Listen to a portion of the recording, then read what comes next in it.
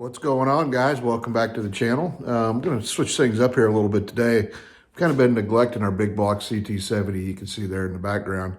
There's a couple of things I wanted to address on it, and I think one of them is going to be really useful. So let me just flip you around here and kind of show you what we're up to. All right, if you're a regular on my channel, you know what this is. This is my K0 Honda CT70 frame with a Zongshen 212cc 5-speed engine in it with an electric start. Been going through today, I'm putting some new fenders on it. For one, I don't know if you noticed this one on the back is not there right now. I do have the new one installed on the front, and I had some cheap some really cheap knockoff fenders on here before, and recently these have come to market. These are a restoration grade reproduction CT70 fenders, and they are nice. So I'm going to go ahead and slap a set of those on here. And then, let's see, I am going to put a push drive hub on the rear. Right now she's running the bolt on. That won't be today. And then the other thing I've got is my starter is not engaging. And you just don't kickstart one of these things cold. You don't. Not because you're not allowed to, you just don't get it started. So I've come to rely pretty heavily on that electric starter. And the problem is you can hear the motor spinning, you can hear stuff happening, but it's not engaging the flywheel and cranking the engine over. So I'm fearing the worst, but hoping for the best. So let me show you real quick kind of how she's behaving. All right, let me give you a quick demonstration of what this is doing. So when you engage the starter, now listen closely. You can hear it running. I hope the chain's not broke, but we'll find out when we get in there. One more time. So clearly not working. So I'm gonna get you set up here, and we're gonna tear this thing down and see what's going on. Okay, in the interest of time and to not bore you, I went ahead and I pulled the bolts out on the side cover here so we can go ahead and pop this off. Let's see what we're dealing with in here. And I'm just gonna, you've got your entire stator assembly in here. These are a little bit different than like what you'd see on a stock CT70 motor. So I'm just gonna lay that off carefully off to the side. Try to support it the best you can. I suppose you could tie it up with something, but I don't anticipate being in here long enough for that to matter. So first things first, we are good on the chain. The chain is there. So that's a good sign, because I was afraid that that chain had broke, that there may be all kinds of stuff destroyed inside of there. Let me see if I can see what is happening here when I run the starter.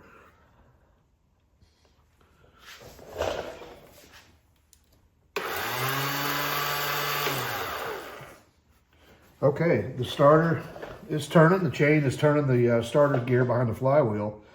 So common sense tells me there's something going on with the clutch mechanism that's on the back side of this flywheel that grabs the starter gear. So we're gonna need to zip this flywheel off here real quick.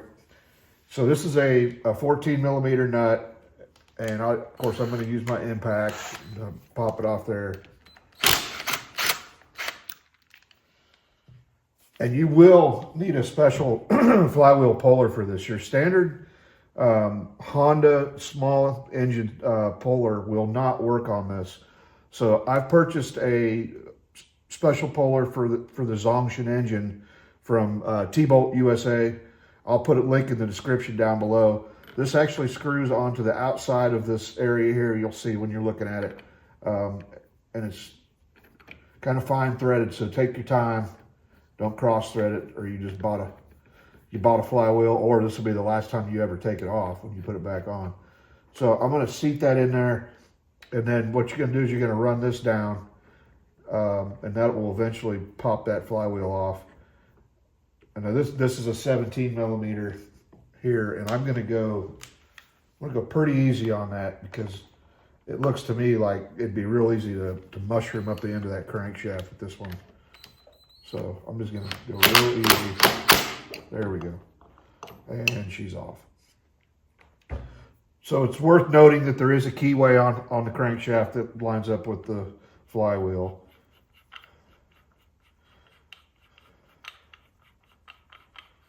Get that out of there. Let's see what's going on. Oh, well, that wasn't supposed to happen. Let me get you in a little closer so you can see what's going on here.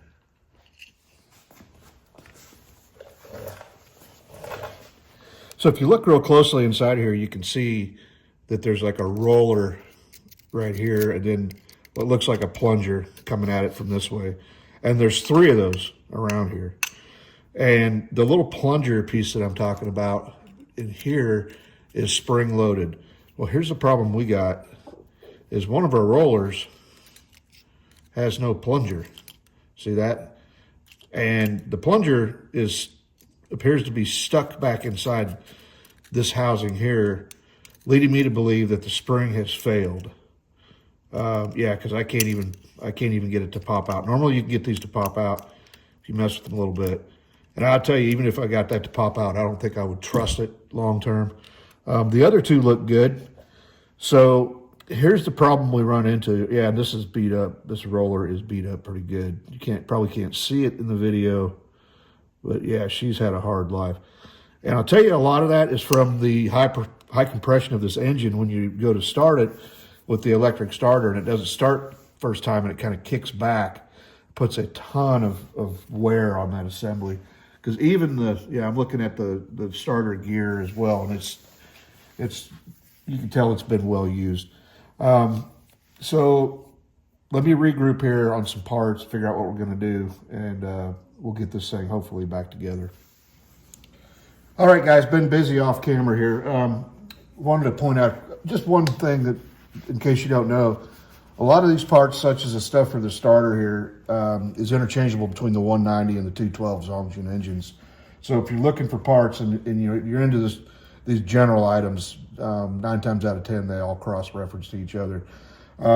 So discovered that I cannot buy those rollers that I talked about, or the springs either. But what I could buy was a whole brand new flywheel. That's how you get past that problem. So called up T-Bolt USA, and they shot me one. They teleported it to me. That's how I got it so quick. And then also, while I was off camera, I was poking around on the internet, and on this starter chain, a company called Steady Garage sells what they call a heavy-duty starter chain. And it wasn't that much, so I figured, what the heck? Let me get one of those too. So I did. Off camera, I went ahead and put it on. This is very self-explanatory. You don't need me to tell you how to put a chain on.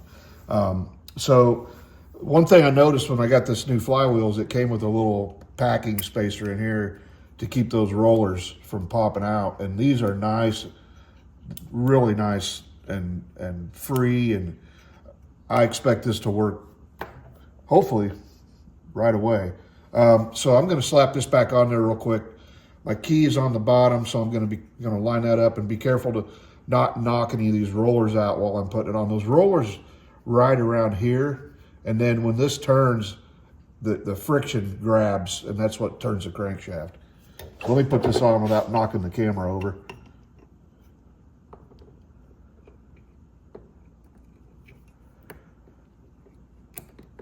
Yeah, this is going to take a little bit of finagling, because those rollers are sticking out. You got to get them perfectly on the outside of that.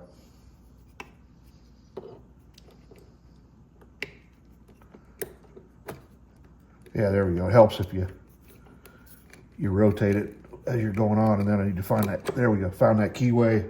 Boom, it's on. So I am going to keep my old flywheel for parts in case I have to do this again. I know I got 2 good springs and rollers on there yet, and I know how to take this apart if I need to, so that'll save me a little bit of money as well. I will drop a link in the description to the new flywheel, as well as the heavy-duty starter chain for you.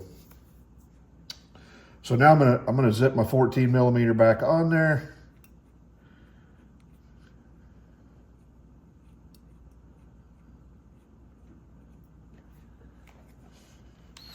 With with my impact. And you know me, everything with me is German torque specs.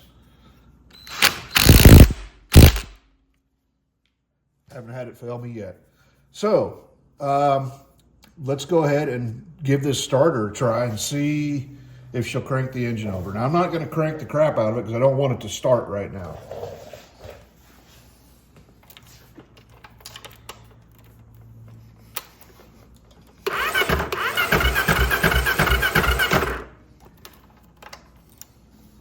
And that's a win. Let me pop the side cover back on, and we'll see if we can get this bad boy started up real quick. All right, guys, got her all buttoned back up. I'm gonna go ahead and do a quick startup on it to show that it worked. Warning: it's gonna get a little rowdy. Just if you've never heard one of these run. Another thing on these big bore Zongshens, when you're starting them, cold or hot. This is a lesson I learned.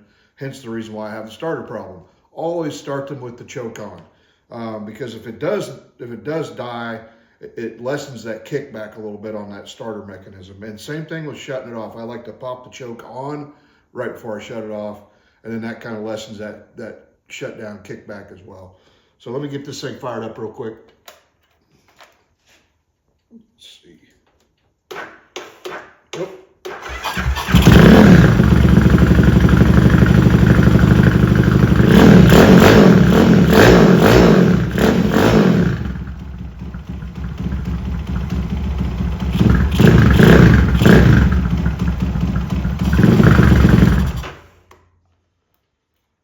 All right, as you can see, it's been sitting for a while because the battery is a little on the flat side, but it was enough to get it running. So I'm pretty happy with that. I think we'll go ahead and close this one out for today. All right, guys, like I said, that's going to pretty much do it for today. You know, sometimes you can't make just cool project videos. You got to do a little bit of maintenance.